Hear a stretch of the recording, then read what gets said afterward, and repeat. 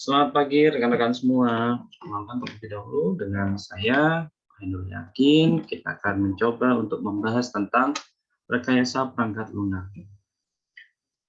Pada materi ini, kita akan mencoba untuk membahas apa itu rekayasa perangkat lunak dan begitu juga secara spesifik pengertian dari perangkat lunak itu sendiri.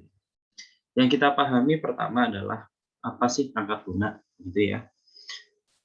Perangkat lunak itu bisa diartikan juga instruksi atau program komputer yang ketika nanti dijalankan akan menyediakan fitur-fitur, fungsi, dan kinerja yang diinginkan. Kemudian ada juga di dalamnya struktur data yang memungkinkan program nantinya dapat memanipulasi informasi, ya, dapat memanipulasi data menjadi sebuah informasi yang dibutuhkan. Ya, kemudian di situ ada juga informasi deskriptif dalam bentuk hard copy dan virtual yang menjelaskan operasi dan penggunaan komputer itu sendiri. Ya, mungkin kita sudah tidak asing ketika mendengar perangkat lunak, ya itulah software, gitu ya. Bahasa kerennya software, gitu ya. Oke. Nah, kemudian kita lanjutkan kategori software. Kategori software di sini banyak sekali. Ya, ada yang pertama di sini sistem software. Apa itu sistem software? Ya, kalau ketika kita membuat sebuah program atau membuat sebuah aplikasi, tentu kita butuh dukungan atau tool dari program lainnya. Ya, itulah yang disebut dengan sistem software. Contohnya ada compiler, editor, ya. Kemudian ada juga yang berupa operating system, ya, driver, dan lain-lain. Gitu ya. Nah, kemudian ada juga application software, ya, programnya yang berdiri sendiri. Ya, program yang berdiri sendiri untuk memecahkan suatu kebutuhan bisnis tertentu. Ada juga engineering atau scientific software. Aplikasi ini digunakan biasanya untuk ilmu terapan. Ya, contohnya di situ sudah ada untuk bidang astronomi, otomotif, molekular biology, gitu ya, analisis genetik. Ya. Ada juga embedded software. Embedded software ini disematkan pada aplikasi tertentu yang fungsinya terbatas, ya.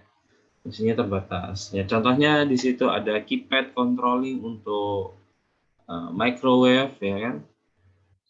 Ada juga dashboard display. Ya.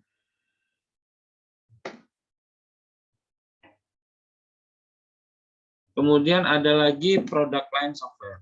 Nah, ini dirancang untuk memberikan kemampuan khusus yang bisa digunakan oleh banyak pelanggan yang berbeda.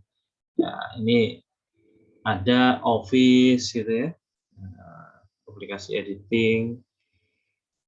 Ini general, ya, bisa dikatakan juga general software. Jadi, semua orang menggunakan itu, padahal ya beda-beda kebutuhannya, tapi menggunakan aplikasinya sama. Sehingga muncullah si Office. Ada juga yang berbasis mobile, maka disebut dengan mobile application atau juga berbasis web.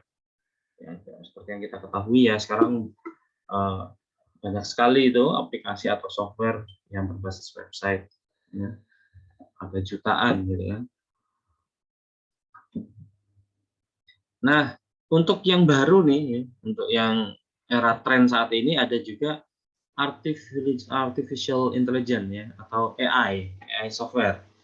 Nah, di situ softwarenya tidak lagi software yang hanya bicara tentang CRUD istilahnya, gitu ya, manual, tetapi di dalamnya mengandung sebuah kecerdasan.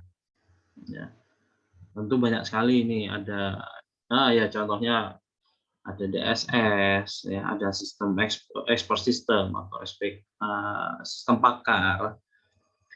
Ada juga di situ yang menggunakan neural network, ya, machine learning, deep learning nantinya. Ya, itu semua tergolong dalam AI software. Ada juga cloud computing, rekan-rekan, ya. Di sini infrastrukturnya memungkinkan setiap pengguna itu bisa menggunakan di mana saja. Ya. Itu rekan-rekan di sini sudah sering menggunakan cloud computing. Sudah banyak lah aplikasi ininya, ya, jenis-jenisnya. Sumber dayanya dalam skala luas. Salah satu contohnya mungkin kita bisa menggunakan Google Drive gitu kan, sehingga apa aplikasi berkas-berkas yang kita gunakan gitu kan, Word gitu ya, kita bisa kerja dari mana-mana, kita bisa buka di mana saja tanpa harus membawa komputer atau laptop kita gitu ya. Kalau ingat zaman dulu gitu ya, zaman dulu belum ada ini. Kita mau buka harus kirim dulu mungkin di email atau di mana ya, nanti di-download lagi gitu. Untuk cloud computing tidak harus seperti itu. Jadi cukup disediakan infrastrukturnya sudah ya. Oke, kemudian kalau kita bicara tentang software engineering ya. Jadi apa gitu kan pemahaman dari RPL. Nah, RPL bisa kita sebut juga nih software engineering. Apa itu gitu kan? Dia merupakan pendekatan ya, satu contoh pendekatan yang sistematis. Jadi berarti kalau bicara sistematis berarti ada step by step gitu ya. Ada urutan langkah demi langkahnya. Di mana di situ harus dapat diukur, ya, disiplin juga pengoperasiannya dan pemeliharaan perangkat lunak itu perlu dilakukan juga nanti. Nah, sehingga kalau kita bicara software engineering, maka di sini ada beberapa bagian nih yang harus rekan-rekan pahami. Pertama, yaitu adanya tools. Kita butuh tools, kemudian method, lapis berikutnya adalah proses, hingga nanti akhirnya adalah quality focus. Nah, itu 4 hal yang menjadi dasar ya, atau fundamentalnya dalam software engineering. Nah, nanti kita akan ke depan bahas satu persatu dari lapisan ini, masing-masing layer ini ya. Kemudian kualitas software, McCalls ya. Jadi dia di sini menyatakan ada segitiga nih ya, ada product revision, product transition, ada product operation. Nah, di situ product operation ada beberapa poin lagi di bawahnya ya, ada masalah correctness, reliability, usability, integrity, dan efficiency. Ada juga nanti product revision. Berarti product revision itu ada maintenance, maintainability, flexibility, testability. Oke, kita bahas satu-satu nih. Kita coba ya bahas satu-satu. Pertama dari product operation. Ada correctness, reliability, efficiency, integrity, dan usability. Correctness di situ kita harus memahami ya sampai mana nih aplikasi ini memenuhi spesifikasinya dan memenuhi harapan pengguna. Oke. Untuk reliability berarti aplikasi ini bisa menjalankan fungsinya secara presisi. Jadi real ya. Jadi benar-benar sesuai.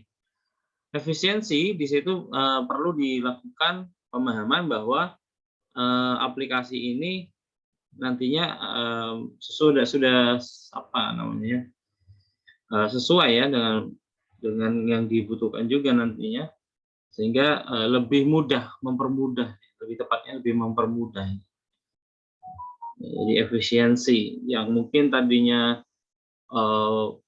secara urutan bisnis proses dari yang manual itu cukup panjang, dengan efisiensi ini maka lebih singkat gitu ya. Integrity berarti masalahnya adalah keamanan yang disediakan aplikasi. Ya tentu kalau kita bicara aplikasi harus kita bicara juga tentang keamanannya, ya sampai nanti datanya banyak ya bocor gitu kan istilahnya.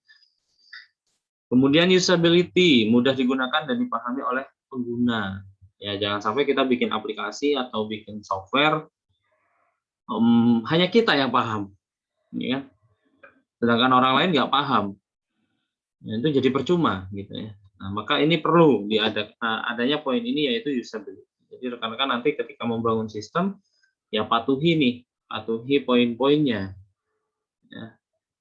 Apa yang harus kita cek ketika membangun sebuah sistem atau mendevelop sistem, dan itu harusnya benar-benar Anda lakukan sebelum delivery ya.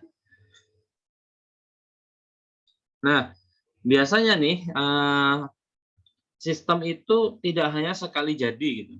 Pasti kemungkinan besar akan mendapatkan feedback dari konsumen atau customer kita ketika aplikasi ini sudah kita lepas. Nah, di situ bicaranya tentang product revision. Biasanya ada kemampuan untuk berubah. Ya, bisa dalam bentuk maintenance ya, maintainability berarti artinya ada yang nggak cocok ya, ada yang nggak cocok atau ada yang nggak pas antara aplikasi yang kita bangun dengan problem yang terjadi. Kemudian flexibility. Ya, jadi artinya program yang kita bangun ini jangan sampai hanya stagnan di situ gitu, nggak bisa dikembangkan. Jadi harus luas ya. Makanya flexibility di sini ya mampu mendukung modifikasi dan bisa dikonfigurasi sesuai keinginan pengguna nantinya. Jadi misalnya, oh suatu saat saya mau nambahkan fitur A, B, C gitu ya. Itu harus bisa. Kemudian testing ability ya. Testing ability itu testability berarti memastikan fungsi ya, sesuai ya. Jadi bisa dites, udah dites juga gitu kan. Nah, ada hasil berarti kan, ada hasil pengukuran ya, misalnya oh ini kecocokannya sekian ya kan. Bisa dites ini gitu ya. Nah, kemudian ada namanya product transition atau kemampuan beradaptasi. Pertama portability ya. Portability artinya ya bisa beradaptasi nih terhadap hardware ataupun software dengan jenis yang berbeda. Ya, contohnya apa? Ya kalau kita bangun sistem apakah hanya cocok untuk Windows gitu kan? Apakah hanya cocok untuk Windows atau kita juga bikin sistem ini nanti bisa diakses di operating system lainnya misalnya. Tuh.